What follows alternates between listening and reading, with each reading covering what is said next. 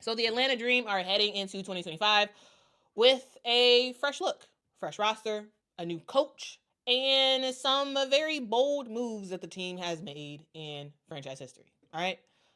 With 15 players invited to training camp, the Atlanta Dream, due to salary cap stuff, they only have 11 players that will be making the final roster for opening day because of cap constraints. So the decisions that will be made will be tough, very, very tough, kind of cutthroat in a way. But in a lot of ways, I would say that the Atlanta Dream is one of those teams that it's probably the easiest to make this team because of the fact that they only brought in 15 players instead of like 18, where some teams have. So let's deep dive into the Atlanta Dream. Who's here? What's at stake for them next year? And how this team might hope to take a big leap with their new head coach, Karl Smesko. All right, let's get into it. So let's first start off talking about 2014 or 2024 real quick. So 2024 was a bit of a roller coaster for the Atlanta Dream. Yes, they made the playoffs, but it was at the last second they made the playoffs, and it was very ugly. They had a record of 15-25 on the season. And they lost very quickly in the first round of the playoffs. This was not good enough for the Atlanta Dream front office, who have a franchise player in Rhyne Howard, and they're like, you know what? We need to be a desired place for her to want to return to. We got Allisha Gray. We want to be a better team than what we are, considering the 2 stars we have at the top. So, because of that quick first round exit in the playoffs, they made the move to fire Tanisha Wright and replace her with Karl Smesko. He is the long time, Florida Gulf Coast coach, and he's known for 3-point shots. Like he's a really good coach. Has been able to do a lot with not a ton of talent in college. Like he's been able to, at times play above his talent level because of his huge, thoughts on the three. And so they made the decision to bring him in, and they're hoping that he helps to revitalize this team, right? This is a team that was dead last in scoring last year. Last year, the Atlanta Dream averaged 77 points a game. They were dead last in field goal percentage. That is unacceptable for a team with so much wing talent, specifically. I'm talking about Rhyne Howard, right? And this is why this Atlanta Dream team had to be completely reimagined. Well, not totally, but like significantly reimagined. So let's first off talk about the locks. So these are the 8 players with guaranteed spots. These players will be on the final roster. There will be likely no changes to this, because if they do make some changes, and this means that the Atlanta Dream is going to have to come out their pockets and actually pay these players out, because these players are on guaranteed contracts. Okay, these 8 players. So we have Jordan Canada, likely will be the starting point guard for this team. We got Allisha Gray. We got Rhyne Howard, Brionna Jones, Brittney Griner, Naz Hillman, Nia Coffey, Shatori Walker-Kimbrough. All right? So these are the players who are on guaranteed contracts. All right? Brionna Jones, Brittney Griner, Allisha Gray, Jordan Canada, Nia Coffey, and Shatori Walker-Kimbrough are on veteran guaranteed. They're protected veterans, so they're veterans and they're on a guaranteed contract. And then we have Rhyne Howard and Naz Hillman on the 4th year of their rookie scale contract. So again, guys, remember the rookie deals are 3 years, and then with the option for the team to pick up that 4th year. That 4th year is a guaranteed deal. All right, this is the 4th year for Rhyne Howard and Naz Hillman. So their rookie deal, that 4th year for the rookie deal, is protected. So they are on the protected rookie scale. So those are the 8 players who are guaranteed a spot on this final roster because of the guaranteed nature of their contract. So that puts this team at $1,281,000 $1,281,736. All right. That is the total number of guaranteed salary that these players are getting, which means that there is a little bit over $200,000 left that the Atlanta Dream can actually use to fill the rest of the spots. So because of this, the Atlanta Dream cannot have 12 players. They can only have 11. Excuse me. They can only have 11. So, with that being said, let's get on to let's actually meet these players. These guaranteed 8 players. The reason why I'm going to go a little bit in depth with them is because they're going to for sure be on this team. So, first up, we got Jordin Canada. As I said earlier, I do believe she is going to be the starting point guard for this team. I thought she played well last year. I think she's a player who just continues to grow and grow and grow and grow and grow. And we saw that in Unrivaled this past January through March. Jordin Canada is a 5'6" point guard out of UCLA. Last year for the Atlanta Dream, she averaged 10.6 points a game, 3.5 rebounds a game, 5.8 assists a game as well. We also see the return of Allisha Gray, the player who won both the skills challenge and the three-point contest last year for the All-Star game, who got banked. The one who was lighting it up in Unrivaled as well. Allisha Gray is a 6-foot shooting guard. She is someone who averaged last year 15.6 points a game, 4.4 rebounds a game, and 2.7 assists per game for Allisha Gray last year with the Atlanta Dream. All right, let's continue on with meeting some of the other players who have guaranteed spots on this roster. All right, next up we have Rhyne Howard. Rhyne Howard is the star of this team, in my opinion. To me, it goes Rhyne Howard number 1, Allisha Gray number 2, and then everybody else. We have all right. So for Rhyne Howard, this is someone who can do a little bit of everything. She can defend. She can score at will. She is someone who in the mid range can do her thing, make it work. She's a 6'2" small forward out of Kentucky, and this is someone who played in Unrivaled. Like again, a lot of Unrivaled players on this Atlanta team.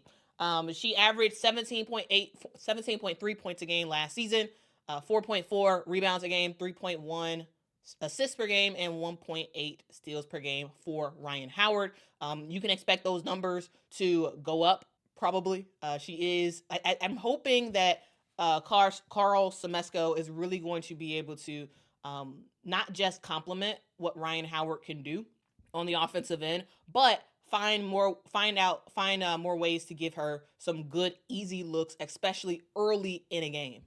Because this Atlanta Dream team, in my opinion, will go as far as Rhyne Howard takes them, and it's up to the coach to kind of put her in the best position. Because we all know that Rhyne Howard can get buckets, but if you can get her to get some easy buckets early, that can help unlock some stuff for the rest of your team, because the defense will be primarily paying attention to Rhyne Howard, and you can get some easy looks for some other players. Okay.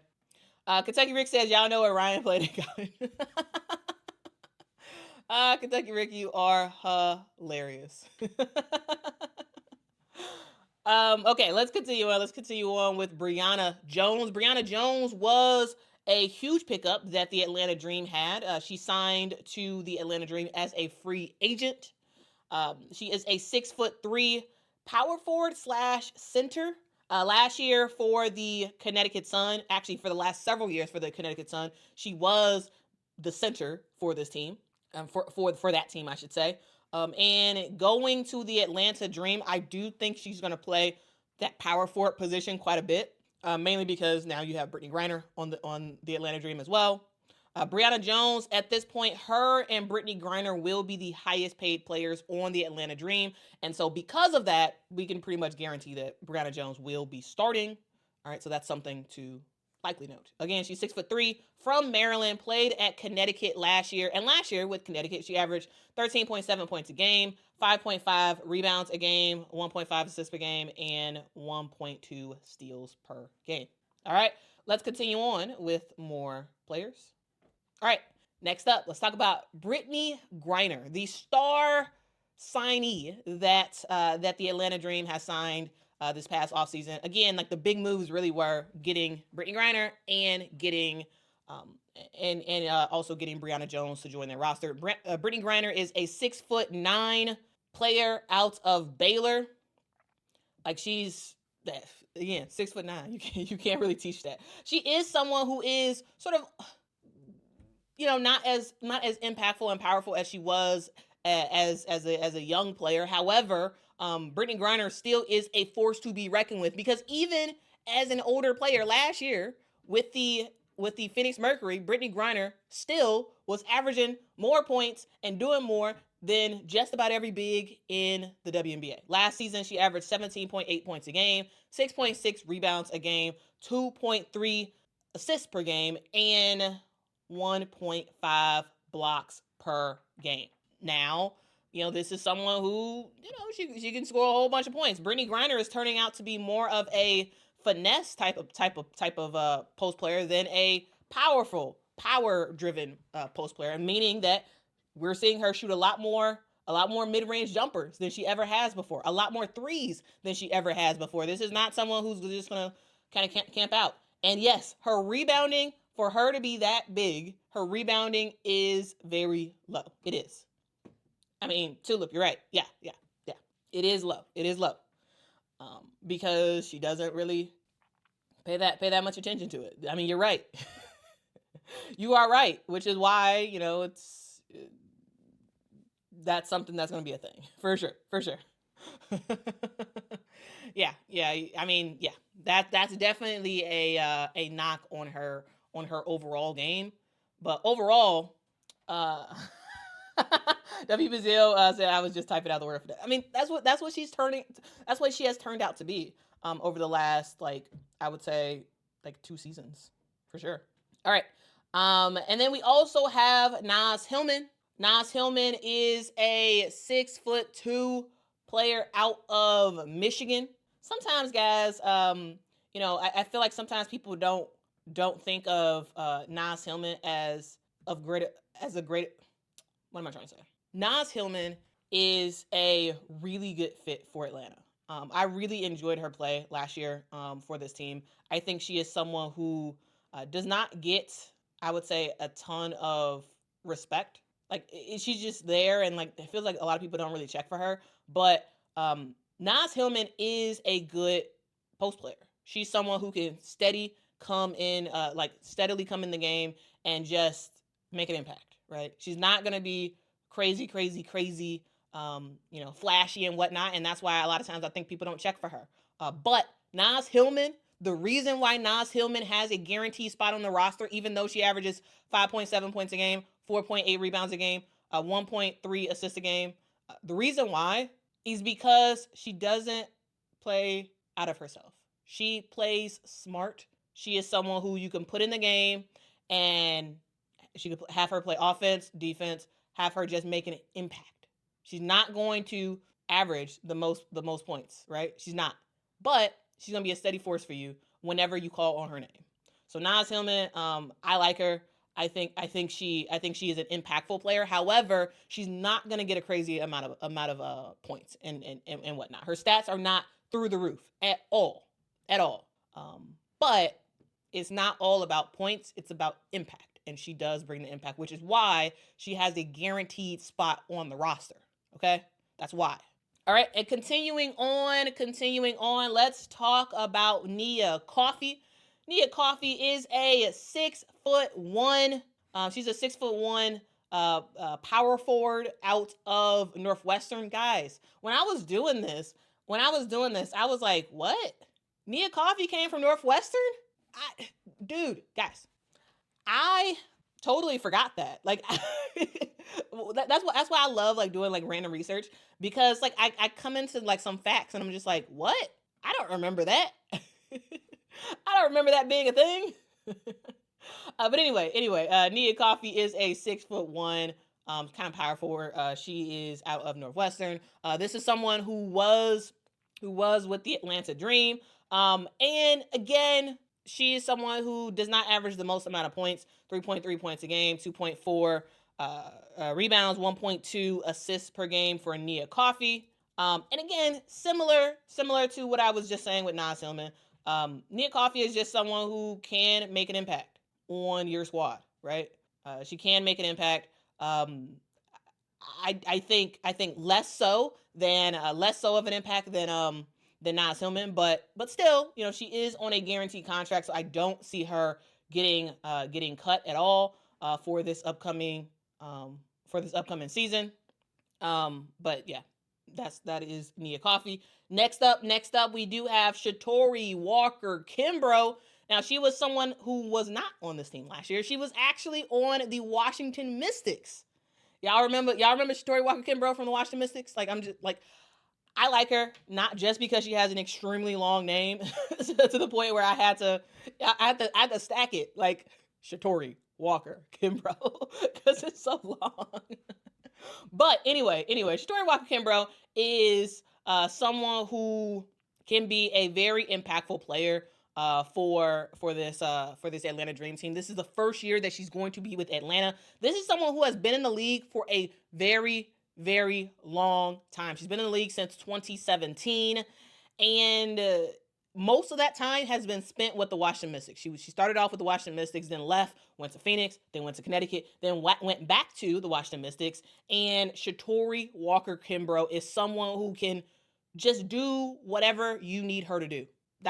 She is someone who is going to come off the bench because largely last year, I think she only started like 1 or 2 games last year, but she's going to come off the bench for this team. She is going to make an impact. She's going to be able to knock down some shots as well. This is someone who is around a 35% three-point shooter, right? So not excellent, but not bad as well. And especially for a new head coach like a Karl Smesko who really wants to knock down the three. I think his goal likely is going to be to improve that average for Shatori Walker-Kimbrough, to get that from around 35 to about 38, 39% from the three, because if she can get that, I think she's going to be a huge piece off the bench for this Atlanta Dream team. But again, this is her first year with the Atlanta Dream. For the most part, these 8 players who have guaranteed spots on this team, for the most part, they all were with the Atlanta Dream last year, with the exception of Shatori Walker-Kimbrough, Brittney Griner, and Brionna Jones. All right, so that's the 8. That's a good look at the 8 players who have guaranteed spots. But what about everybody else? So here's everybody else who is going to be participating in what I call the battle for 3. So the battle for 3 is going to feature quite a bit of players who don't have that many spots to fill. Now, what y'all may have noticed is that when I went through those 8 players, there is a abundance of post options. So the battle for 3 doesn't really involve post players very much. All right, but the battle for 3 will include, these are the other players on the training camp roster. It will include Te-Hina Paopao, Haley Jones, Amani Jefferson, Maya Caldwell, Ashley Jones, Taylor Theory, and Maria Goddang. Okay, so let's kind of go through these players.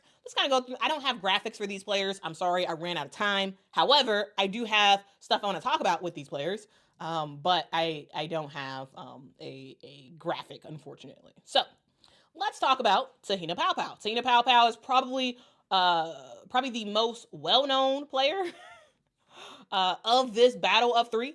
Probably the most well-known, and that's because she played for the South Carolina Gamecocks. She was the number 18th pick in this past 2025 WNBA draft. And she is someone who can play offense. She could play defense. She is someone who can be a three-point assassin at times, right? She is also someone who has the ability to just make an impact. She can get to the rim. That's something that she showed this past year. Her first year transferring to South Carolina, she led the entire NCAA in three-point field goal percentage with 46% from the 3. And then this past year, her three-point field goal percentage went down for South Carolina. However, her drives to the basket, her just trying to go downhill and make a play, that went up. And so she showed that she can do more than one thing, right? There was some thoughts about Te-Hina Paopao being somewhat of a one-trick pony, like someone who can primarily do one thing really, really well. That's kind of how I thought of her. To be honest with you, after the end of her first year with the South Carolina Gamecocks. So remember, guys, she transferred to South Carolina from Oregon. So she was not with the South Carolina, or was it? I believe it was Oregon that she transferred from. But anyway, she went to this team, and not this past season, but the season before that, she was, in my opinion, just someone who did one thing really well, which was shoot the three. And the thing I love about Te-Hina Paopao this past season is that Te-Hina Paopao was like, you know what? A lot of people think that I am just a three-point shooter. I need to get to the basket. I need to show my aggression because I want to actually have a career in the WNBA. And I think what she did this past year with her ability to show that she can do more than just one thing. Now, did her three-point shooting go down? It did. It did, right? She went from a 46% three-point shooter to a 37% three-point shooter. So, like, not great.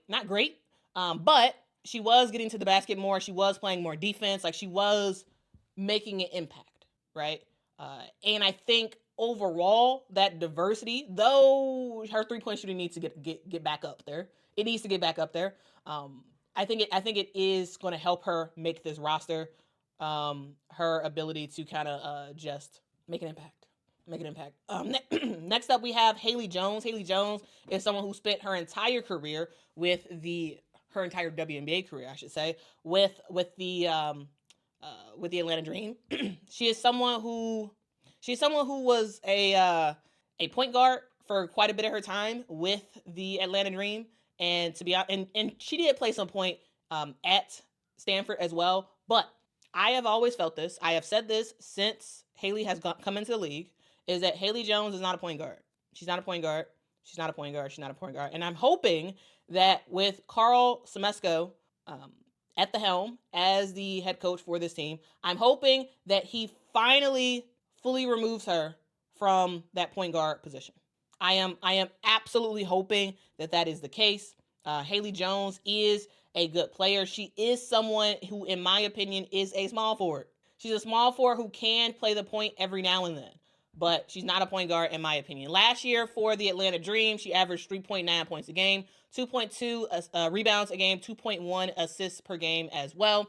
I do think once her position fully changes and she is for sure a non-point guard for this team, I'm hoping that she'll actually start to work on the rest of her game, where she's not focused on, oh, I gotta facilitate. No, where she's working on getting to her spots on defense, or getting to her spots on offense and making an actual impact. Here's the deal, guys. In college, Haley Jones was someone who could get you close to a double-double in her last year in college, right? This was someone who averaged, in her senior year at Stanford, she averaged around 13 and a half points a game. She averaged around 9 rebounds a game, 4 assists per game. She was someone who could knock down shots. Now, is Haley Jones a three-point shooter? No, she's not. She's not a three-point shooter. However, she is someone who can, in the mid-range, get busy. She can knock down some mid-range jumpers, or at least she showed that she could in the past, right? She also is someone who could get to the rim. But I have felt that the reason why her stats have been so low in the WNBA, the reason why she hasn't been as impactful as she could be is, in my opinion, because she was playing the wrong position. And my hope is that she will be able to play more of a small forward position coming off the bench. And that could be very, very, very beneficial because, again, she can get the mid-range and she can get to the rim. She's not an actual point guard, in my opinion, and she's not someone who can knock down a three. She's not. But mid-range and to the rim could be the sweet spot for a player like a Haley Jones. Okay? So, that's Haley Jones. All right? So, who else? Let's talk about Imani Jefferson. All right? So Imani Jefferson is a player who recently was signed to the Atlanta Dream as a signing camp contract. She is a 5'6" guard who played at Florida Gulf Coast University, which is how she knows Karl Smesko. Because remember, he was the coach. He was the coach at at Florida Gulf Coast, and so they have a lot of history together. This is someone who can play defense. Now, is Amani Jefferson short? Yes, she is. And that's going to be a huge con to her in terms of actually making a roster. But she is someone who can play some defense. Also, she is someone who can score, right? She was the ASUN Player of the Year. Also, she was the Defensive Player of the Year and the Newcomer of the Year this past season. She averaged 16.4 points a game, 5.8 rebounds a game, and 3.8 assists per game as well. She is very, very impactful. However, she is short, so ultimately, I don't think she's going to make this roster. However, she's going to do something, and she's going to make an impact in training camp. But unfortunately, height sucks. Short players, it's tough. It's tough for you to make it. It's very, very tough for you to make it, right?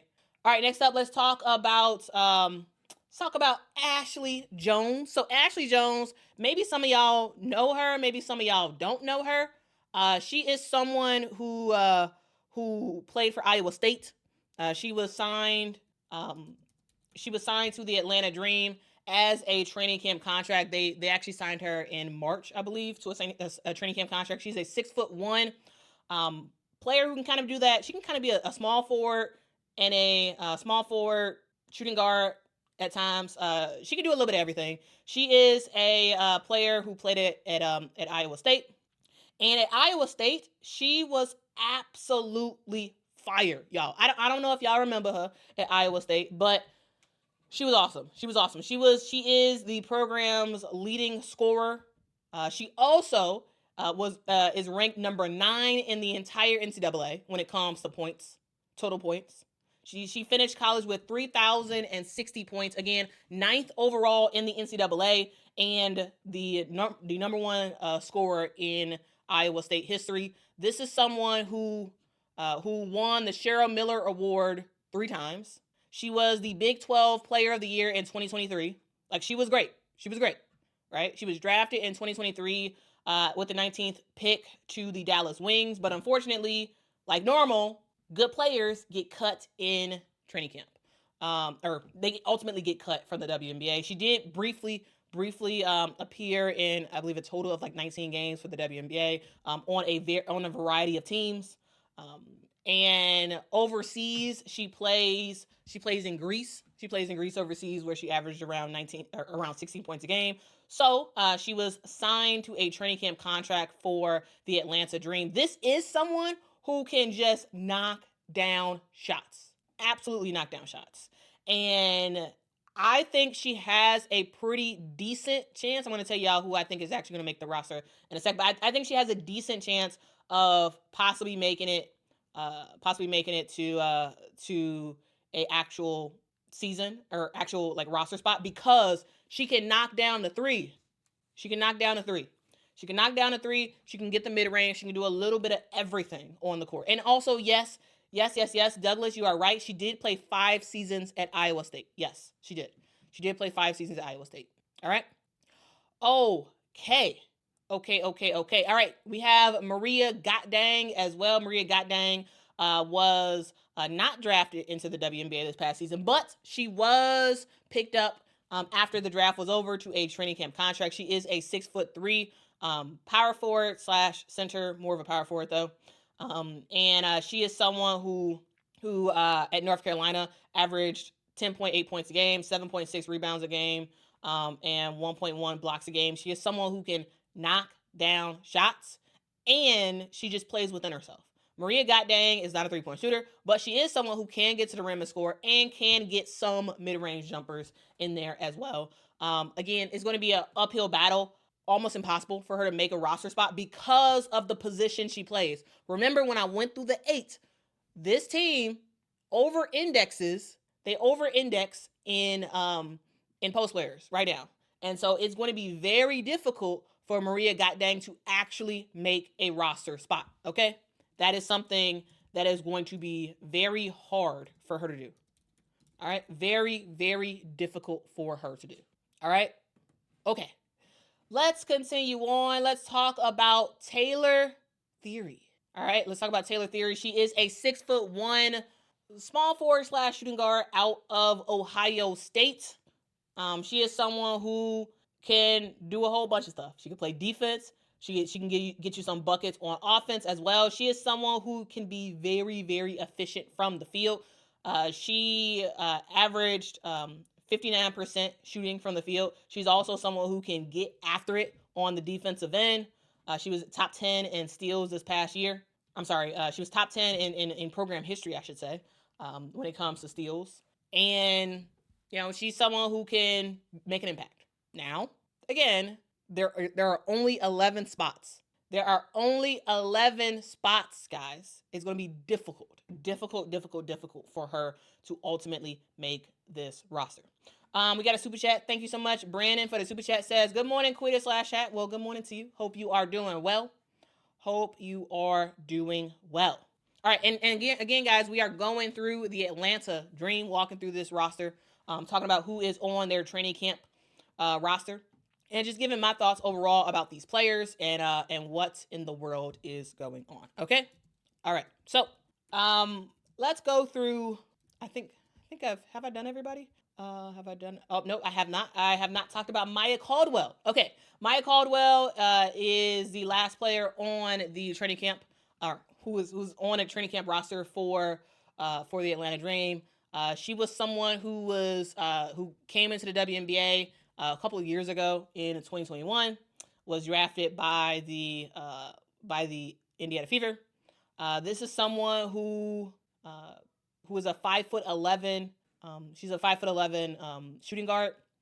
Now, Maya Caldwell she's played with the Atlanta Dream before.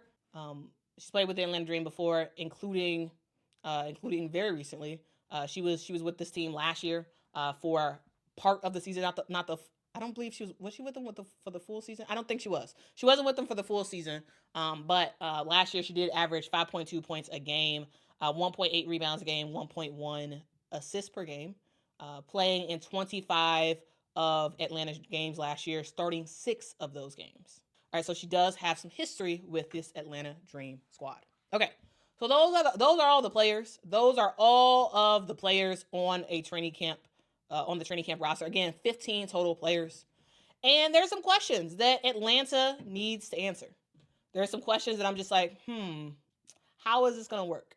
How is everything going to work for this Atlanta Dream team? Because this is a team that has some major questions. The first question is, can the two bigs, the two players who are getting paid the most money on your team, can they actually play together full time?